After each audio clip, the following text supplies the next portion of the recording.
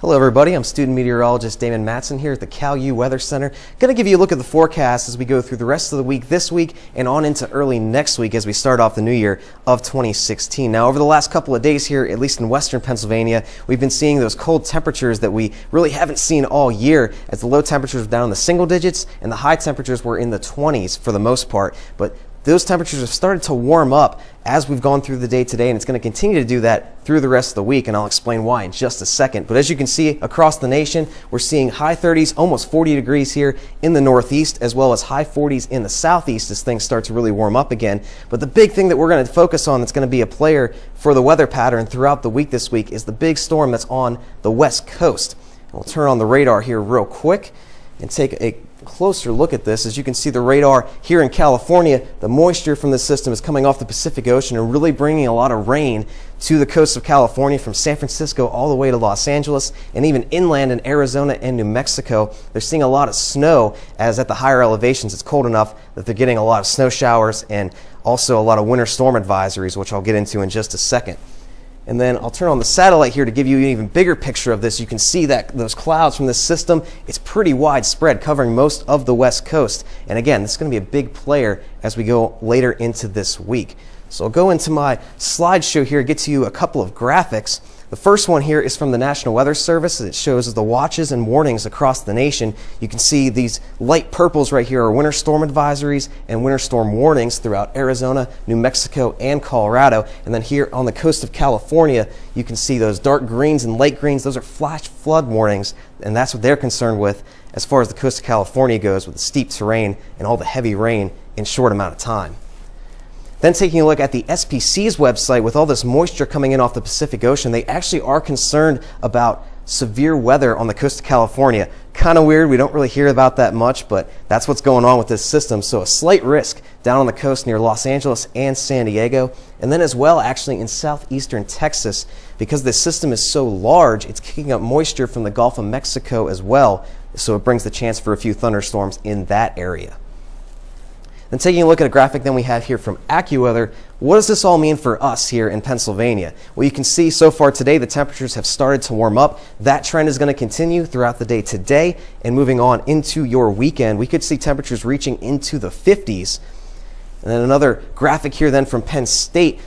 The normal temperature for this time of year is right around 34 degrees in Pittsburgh, and it's pretty much through the mid to low 30s throughout western Pennsylvania, so we're a little bit above average, but we're going to spike and get way above that average here this weekend.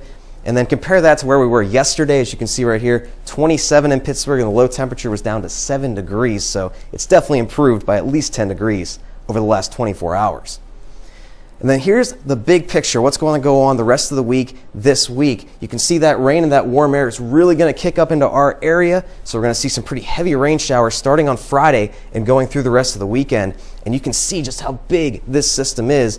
This trough and this low pressure system covers pretty much the entire country, and it's going to bring in some cold air right behind it as well, which we'll have to be prepared for. And I talked about those rains. It's going to be pretty bad Friday, Saturday, and Sunday, at least in our area. We could see about an inch of rain from this system over the span of those 3 days. And there's a chance for downpours, some possible gusty winds. And then, like I said before, there's going to be some cold air coming in right behind it. And like I said, there's your totals that are going to be possible throughout the weekend from this system. Again, this is from the present time today all the way through the end of Sunday before the cold air kicks in. And you can see those kind of white, yellowish areas, those are a little bit above an inch of precipitation. And then for our area, we could expect to see anywhere from 0.75 to about an inch of rain as well. So it's going to be a big rainmaker this weekend.